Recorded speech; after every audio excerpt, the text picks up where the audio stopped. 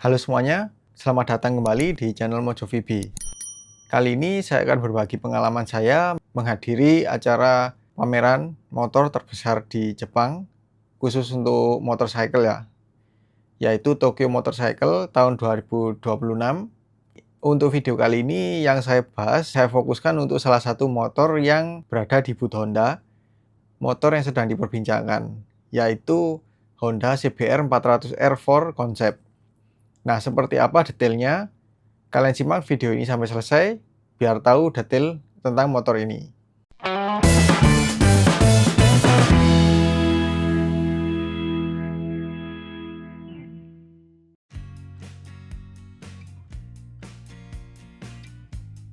Secara desain bodi, jujur saja nih, saya pribadi tidak terlalu terkesan. Kenapa? Karena garis desainnya ternyata lebih kalem dari ekspektasi saya. Memang sih, masih ada sudut-sudut tajamnya, tapi kalau kita bandingkan dengan adiknya, CBR 250RR, yang 250 itu jauh lebih agresif. Desain CBR 400R4 ini rasanya lebih mirip ke CBR 400R yang versi 2 silinder. Tapi untungnya, jika dibandingin dengan yang 2 silinder, versi 4 silinder ini masih sedikit lebih agresif.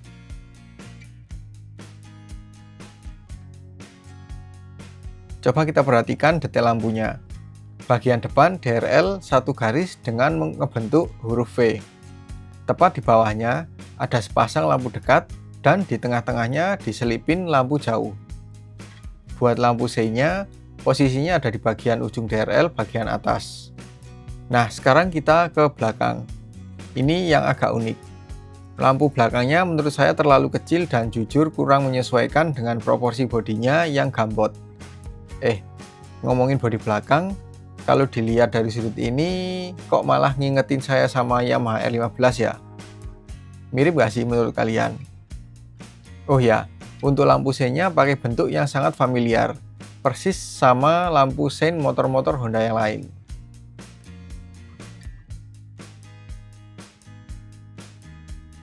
Untuk bodi depan terkesan simpel, mirip CBR 250R lama tapi dikemas jauh lebih modern. Di bagian fairing samping juga unik nih. Bagian atasnya punya bidang yang lebar, tapi di bagian bawahnya mengecil.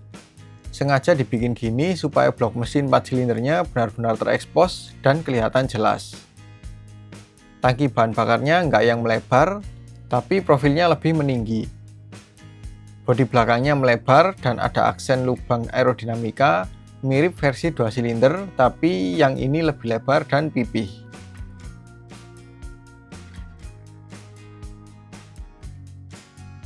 Sekarang kita bahas spesifikasi.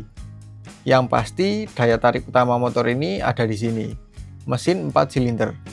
Inilah yang paling ditunggu-tunggu pecinta otomotif global. Pihak Honda memang belum merilis spesifikasi resminya secara lengkap, tapi diprediksi motor ini akan punya tenaga maksimal di angka 59-70 horsepower.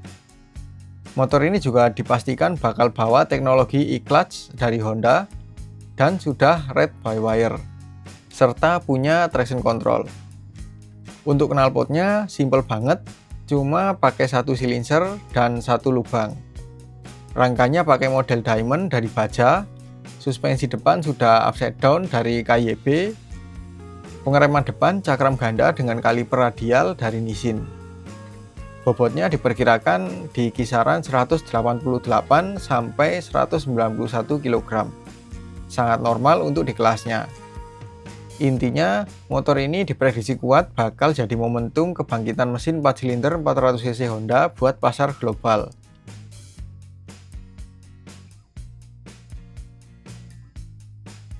Nah, sekarang mari kita bahas soal ergonomi berkendara. Dari area stang, dia memang pakai model underyoke, tapi posisinya lebih tinggi dari jok. Kalau kalian pernah naik motor sport 250cc kayak Yamaha R25, nah rasanya kurang lebih mirip-mirip gitu. Tinggi joknya juga bersahabat banget. Untuk tinggi badan di bawah 170 cm seperti saya, ini masih napak dengan pas meskipun sedikit jinjit. Apalagi ujung depan joknya mengecil mirip CBR 250RR. Posisi kaki di footstep juga nyaman, nggak terlalu nekuk resi.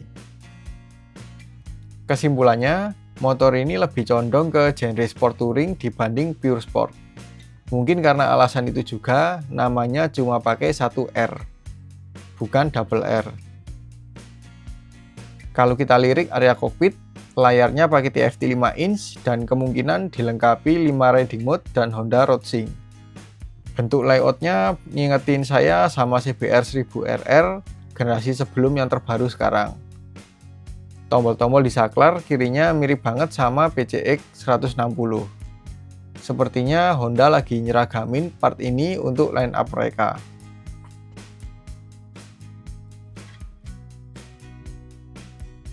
Oh ya, tadi setelah nyobain naik, saya sempat ngobrol santai sama salah satu perwakilan Honda di sini. Sayang banget nggak sempat saya rekam, tapi ada info menarik nih. Pertama, saya tanya, apakah versi produksi massalnya bakal beda dari konsep ini? Dia jawab, kemungkinan besar bakal sama plug. Karena walaupun statusnya konsep, motor ini sudah komplit bawa kelengkapan street legal kayak spion, lampu-lampu, sampai dudukan plat nomor. Kedua, saya iseng tanya harganya.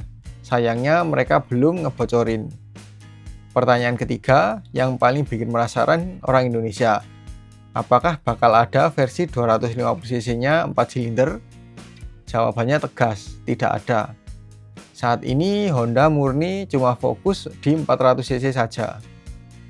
Dan yang menarik, di tengah obrolan, bapaknya malah curhat tipis-tipis. Katanya, jualan moge Honda di atas 250cc di Indonesia itu tantangannya berat banget. Terutama soal persaingan harga karena regulasi pajak barang mewah yang bikin harganya melambung tinggi. Tapi meskipun begitu, dia bilang Honda Jepang sangat bangga sama pasar Indonesia. Karena antusiasme terhadap CBR 250RR di sana luar biasa besar.